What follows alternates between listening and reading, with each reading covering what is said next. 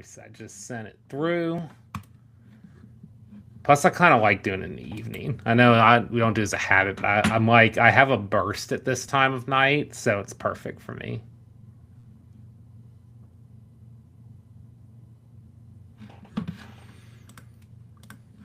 Yeah, the making of the marketer at night. After dark. Ooh. Yeah. Or after dark. Yes, Yeah. both. I have something to that.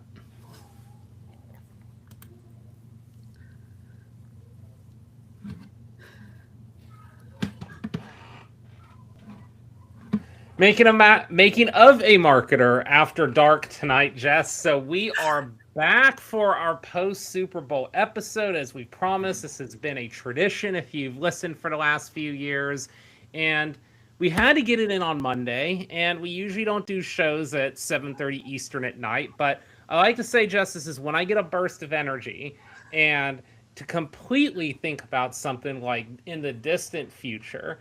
I have actually at times, this has just been me sitting at like rooms and like talking to marketers. I've talked about what if there was a marketing after dark podcast where it was like rated PG-13 to R, everything's in play, you can cuss, you can say whatever, like you get whatever's on your mind, you do it at like 9, 10 o'clock at night and just go for it. I don't know if that's our podcast, but I've talked about that idea before, and it would be so fascinating to hear that. So, marketing after dark, making a marketer after dark, whatever you want to call it. Today we're talking about the Super Bowl, but something a little different for us today. Definitely. I thought that was our podcast just in general. We're a little unhinged or we want to have those real conversations. We're like But I PG-13. Oh, that's true. Yes, we've only had like one explicit warning, one episode where someone dropped a swear word. Yeah, we've had a few. I think there's been a few strays. Like it's just like a stray, and it's like not real pointed. We've had one, season 2, I believe it was, maybe 3. Um, it was very intense. I'll say, you know which one I'm talking about. So I'll leave it there. But I think there's only been one that hit probably the intensity level of what a rated R would get us to. Well, I'm all in for After Dark on this Super Bowl talk. It's not going to be pretty. Yes. So, all right. So let's jump right into it. Marketers all across LinkedIn, people are talking all kinds of things about what they like, disliked, and as we say, Jess, it's never going to be across the board universal, and I think that's what makes this style of marketing interesting. Now, I will say, like the view that I look through, and I think you've known this for years. For me, if I'm evaluating the commercial, and we talked about this on our last episode, did it validate the $8 million just to run the commercial? Not the production, not the actors, not the actresses, not the people that you employ. Was it worth just purely at that point the $8 million? Because I think about this, you and I, Jess, and paid media at LinkedIn, you know what $8 million gets you on LinkedIn and paid ads. It gets you a lot. So like that's kind of what I want to ask myself, each time I evaluate these. And I've got some different pluses, some different minuses, but let's start there. Like what are your themes to start this year? Like how do we kick this conversation off? Using that criteria, so we asked two questions to get to the worth, the price tag worth. One, do you remember the brand after you saw the ad, the brand name or the organization's name? And then two, would you do business with them Yeah. after viewing the ad? So we tried to keep it very simple. And I Yeah. thought that criteria was fantastic. It became very clear to me there was only one commercial out of the Stood out. entire lot that I could answer yes to both of those questions. So let's start before we get to that, because it's kind of part of the reveal for us. Let's look at the macro theme before we get to like what our reveal is and why it's harder for us to pick. So like for me, like I look at this as someone that's like, how are you breaking through the feed? Like again, does it make you want to purchase something? So like for instance, an advertiser that shows up a lot, on these Super Bowls is like Dunkin' Donuts, for instance. Like I drink their coffee a couple times a year. There is nothing their ads do to sway me one way or the other. Like I'm just like kind of cool. Like it's all my like cheap giant caramel kind of coffee drink. Like I'm good with it, but I kind of know what to expect from them. And I feel like we run into that. We've run into that a lot lately. There's a lot of you just know what to expect. But I kind of like warn against that. Like if I were consulting just, I don't want to every year be like, I know what to expect. Like even Duolingo, my favorite brand, they weren't on the Super Bowl this year. There's going to be a point with the mascot and like the stuff they do.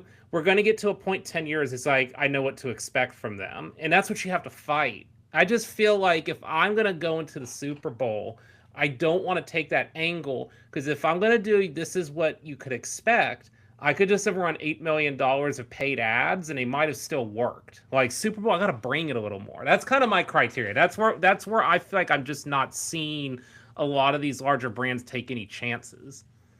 Yes. So to that point, my overall themes, too much AI, too many celebrities, and nostalgia clickbait.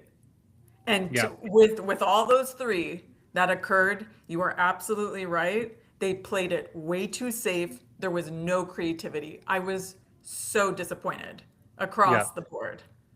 And do you think that they've been listening to all of they of course they've been listening to us, but do you think they've been listening to the nostalgia sells too much now? Like, is it one of these things where everybody's doing it and it's kind of lost its edge like it had 2 years ago? My thought is the nostalgia clickbait was to reach our audience. Like, so to reach the millennials, to reach the Mhm. older audience and to still engage with them. That's why we were thrown that clickbait. It was Yeah. not executed Yeah. properly. Yeah. Like, period. I told you this was going to be after dark. This is me unhinged. Yeah. I'm This is just it. so This is it. It's what upset. we were talking about, Jess. It's what I'm the audience wants. Yeah, so upset. Oh, one thing I will say, okay, so like a fourth overall, and again, this was to appeal to many different demographics, trying to be more relatable. Going back to your 2016, 2026 pairing, I actually saw a lot of that through an old versus new lens. So if you look Yep. at a lot of these commercials with the overused celebrity, you saw that there was older celebrities and younger celebrities in these Yeah. commercials, and that's what I'm kind of taking old versus new, 2020 2016 versus 2026. That's how I took it, but I saw a lot of that where you had the old and then you had the new. And sometimes I think with celebrities. So, this is another one that I get on a lot. So we'll get into it. I've already previewed last episode what I thought about DoorDash. I have more follow up to that. To me, 50 Cent is so relevant right now. Like if you were to have used him 2 years ago, it would have been like you're just putting him in a commercial to put him in a commercial. Because he's not relevant at this point. But he is now because of what he stands for, the documentary. However, like people feel about him, but he is relevant. Like if you put his name out there right now, people talk. And if you want people to remember your brand, it's got to be a celebrity that makes people talk. Like, we did plenty of talks about Sydney Sweeney last year. Again, you're going to be 50-50 with her. It's going to be people that see her that show up on the screen are just going to throw their hands up. But you know what they'll remember, Jess? They'll remember who that brand was because that's someone's being talked about. So that's kind of just always my challenge. Are you putting a celebrity in for the sake of putting a celebrity in the ad, or are you putting a celebrity in because they're relevant right now and it's going to cause conversation? And there is a spectrum to this. Like celebrities go in and out. Like Leonardo DiCaprio is cool sometimes when like Wolf of Wall Street's popular, but there's other times it's like it's this dude made a movie in the last 4 years. So like there's a range here of relevance. Yep. And I just think it also showed too that we are at the point where celebrity culture and the entertainment industry is at its lowest influence, period. I mean, do you remember the day, just like going over the amount of celebrities in every commercial? Like you totally called it, Andy. You were like, oh, there's going to be tons of celebrity endorsement. And I was like, Yeah. okay, sure. And then it With was every commercial. literally 90% of the commercials. But do you remember the day when these actors, there was no way they would be caught dead in a commercial? Like that was Yeah. beneath them, just given their status and their influence in Hollywood and the movies that they were involved in. Mhm. And then literally they were in Yeah. every commercial. So to me, that tells me influence down, and they're gonna, they'll take that $5 million paycheck. They need Yeah, it. I mean, it's probably easy for them too. Like these are easy roles Yeah, compared to one doing like day. a Yeah, yeah, one day, $5 million. Sure. yeah. I mean, and then too, so like I think of it, maybe I'm missing it. This is something I can't say I'm 100% on this take, but I would love to see some up and comers too. Like, hey, it's someone that's just like made their first like hit movie and they're getting kind of relevant. Maybe again, I might have just missed this because I gotta admit there were times I couldn't stay tuned in. I've told you I have trouble just watching commercial blocks. Like I can watch one or two, but I have trouble sitting through four in a row. So maybe at some point there was, I just missed it. But I'd kind of like to see the up and comer too, like because what I want to see is I want to see their story. Like I came from this background, I've made it into Hollywood. Here's how. And then the brand now attaches an alignment into their story. So it kind of tells what their brand stands for. Like there's a way to make this connection. And I always say I personally don't have to like every ad. I just want to understand where they were going with it. Like if I can't understand where they were going with it other than just playing like the hits, then that's where I'm kind of like, all right. Okay, so on that note, I'll just tell you the celebrity commercial that I thought was most effective. I did not answer yes on both of them, but I thought it was the best use of celebrity, and Yeah. that was Squarespace. Squarespace with Emma Stone, and it was directed by her directing collaborator. What is it? Yorgos Lanth. I'm butchering I his know the last name. name. I'm not gonna attempt it tonight, but I know the name. So they've done many movies in the past few years, and I think one of them led to Oscars for both of them in the last few years. So that partnership made sense. But what I liked about the Squarespace ad with the celebrity use, it was the one ad where I knew what Squarespace was doing, What? like what Yep. they were all about, what Emma Stone, why she was getting so angry, because it's like, her URL was taken. The emmastone.com was Yeah. already taken and she wanted it. So it's like Squarespace can get you the URL that you want. Now, I Yeah. don't think Emma Stone is really using Squarespace in real life. Like, I don't think she's gonna throw the computer in the fire when her But it's URL an is gone. everyday person. It's Yes. or not everyday person, everyday commercial use. Like someone that's a small business could be like, okay, Squarespace is a place for me to start. Yes. So it was very memorable. So great style, very memorable. And we knew exactly, Squarespace told us exactly what they were all about and the value Yeah. that they could provide to us. And that was fantastic. And then I thought about it more. And then you're talking about the relevancy and up and coming. So putting those two together, I bet you one of their next movies is coming out very soon. So, I Yeah. mean, And they'll so it play was that together. yes. So very good partnership, very good understanding all around. So I'll take you to a different angle. DoorDash is coming, but I'm going to save that for the very end for us to close out on. I'm going to go more of the conventional television commercial route. And Jess, you're not going to see this one coming, but it is the one that stopped me.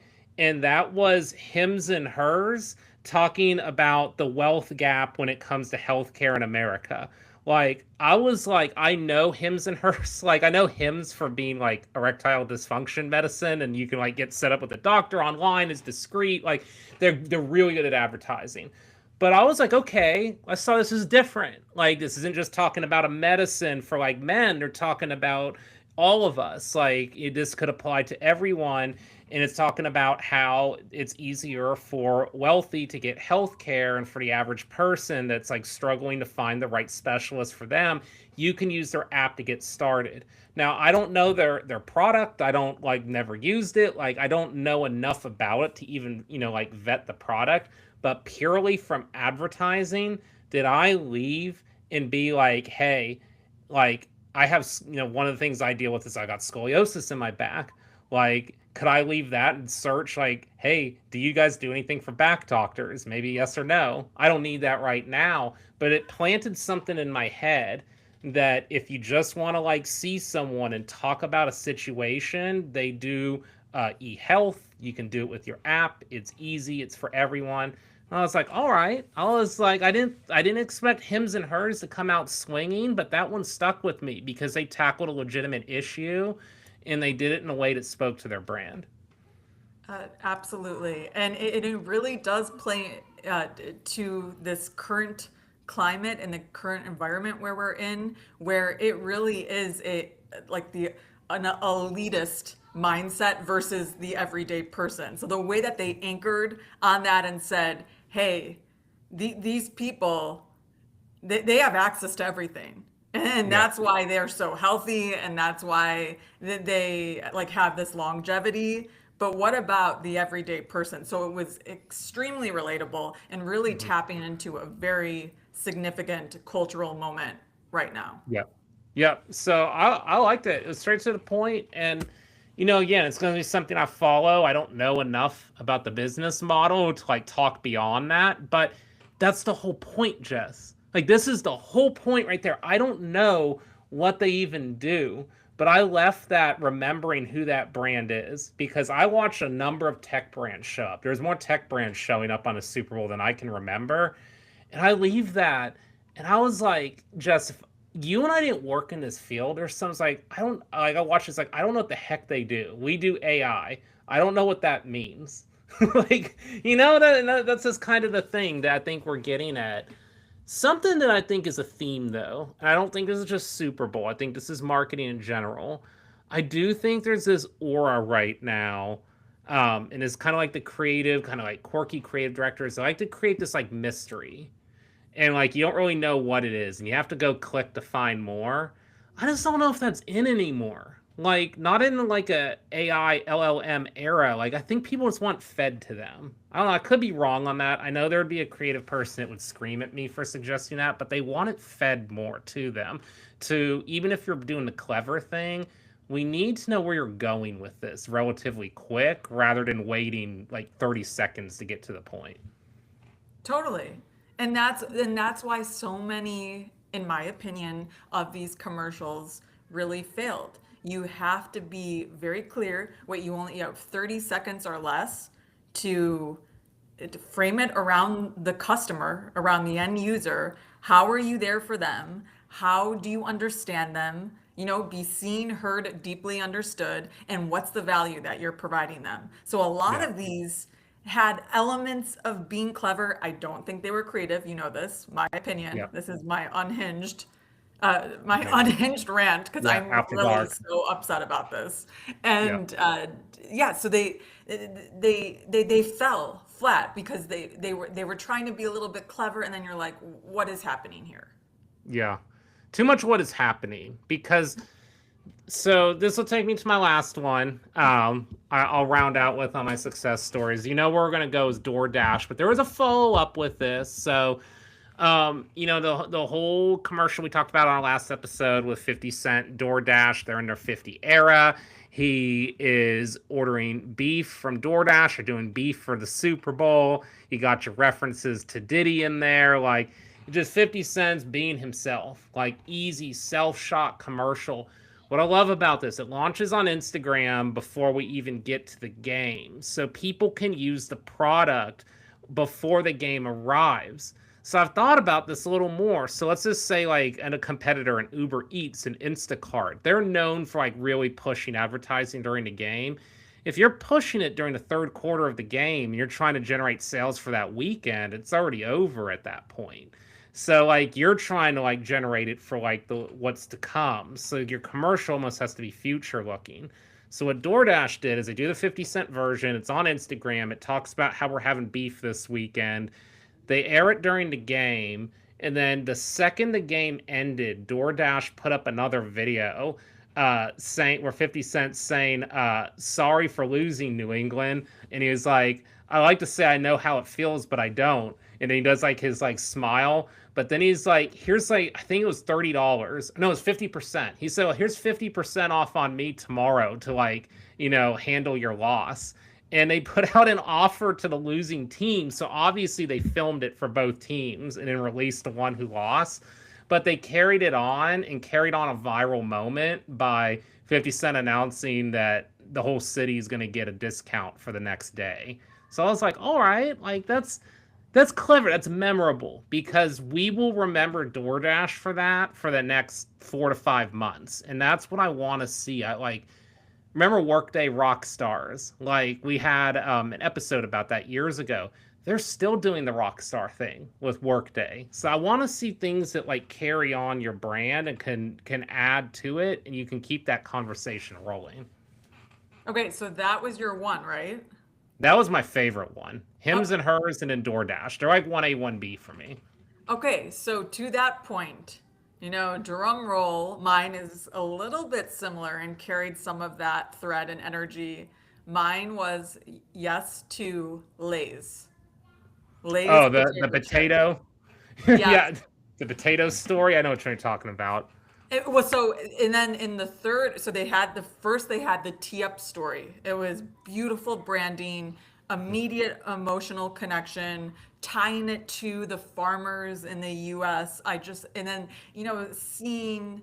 the, seeing the daughter's pictures when you pulled Yeah, down the visor in the truck. I mean, all of it. It was just excellent storytelling. And then, building the story. And then the second commercial, think it was either in the third or the fourth quarter. That's where they built the intrigue and the interest. They had the QR code and they said, get ready. We're gonna send you a bag of the freshest potato chips you've ever it created an seen. outcome. Yeah, Yes, created the outcome and then said like it was something about like look into this. If we don't deliver, you'll get potato chips for the rest of your life. Free potato chips for the yeah, rest of your life.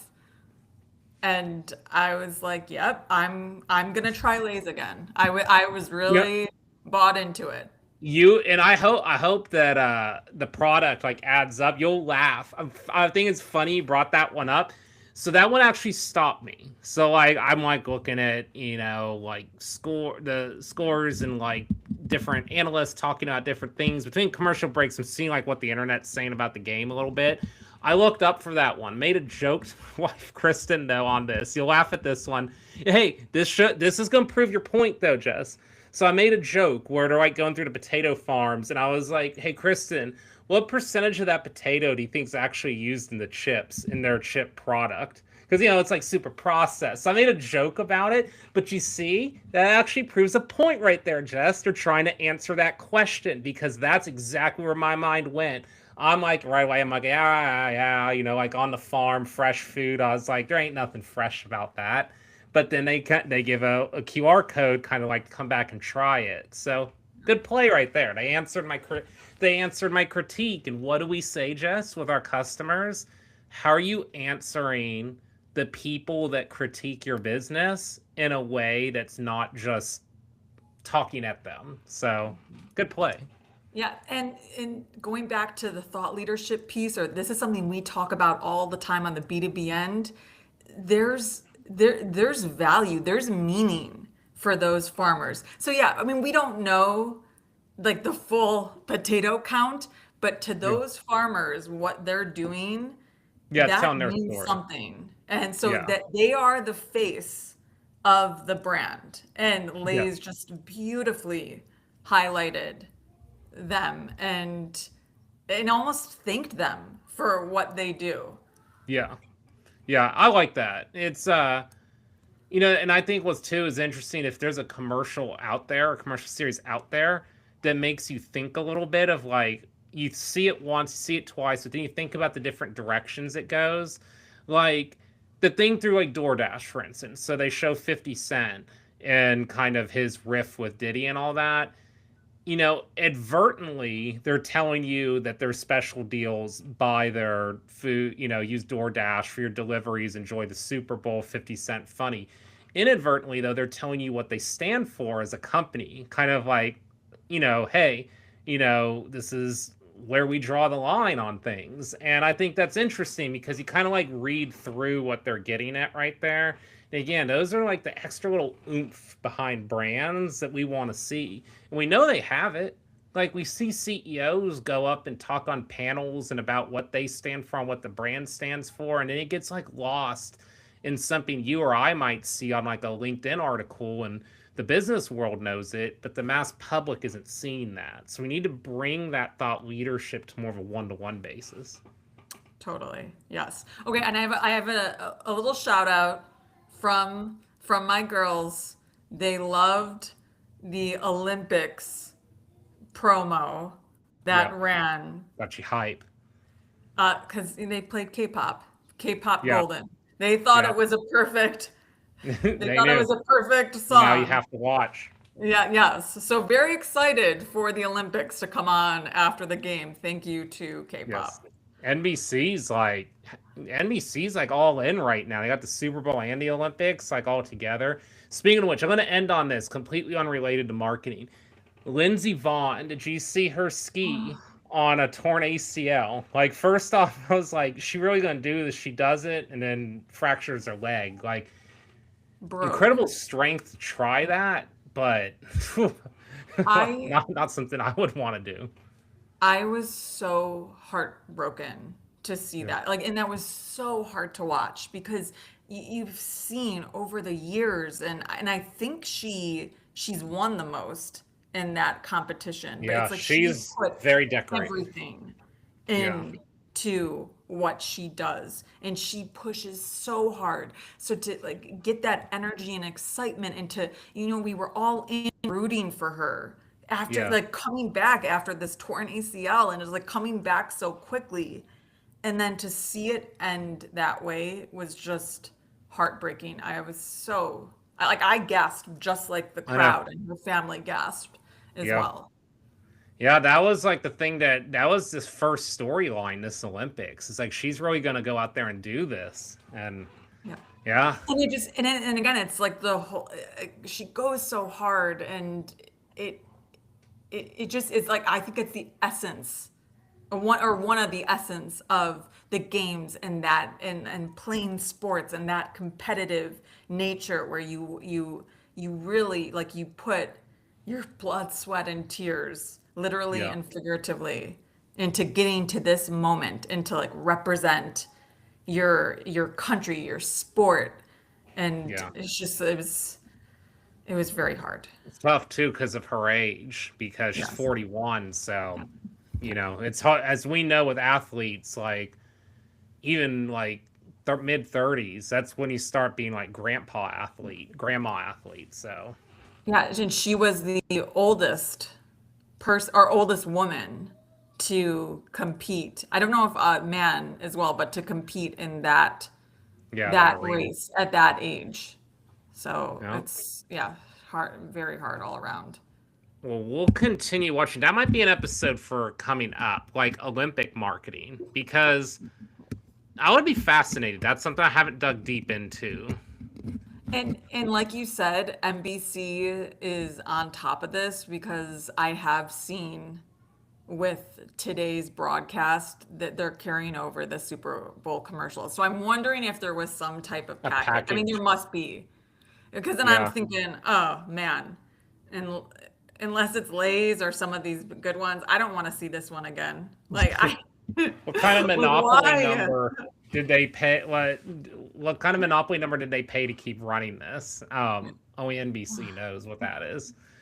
But till next time, Jess, we'll have another shot at this next year. There'll be some winners, there'll be some gripes, there'll be a lot of celebrities, but it's another Super Bowl in the books, and happy to do another recap on the show. Help us. we're telling you to do the exact opposite. There better not be a ton of celebrities next Yeah, year. we're telling you to try something different next year. Yeah. Don't play it safe, Yes. especially during Yeah. that For the Super $8 Bowl. million. It's a lot. It's a big number to play it safe with. But for these big brands, come on, this is your time to Yeah. No. really capture that moment. And But creatively, come on, Andy. we'll start, Super Bowl planning should start in like 3 or 4 months for the ones that are going to try again next year. So listen to us and we can help you plan. Like start, in the spring, summer and get this thing into gear. Yes.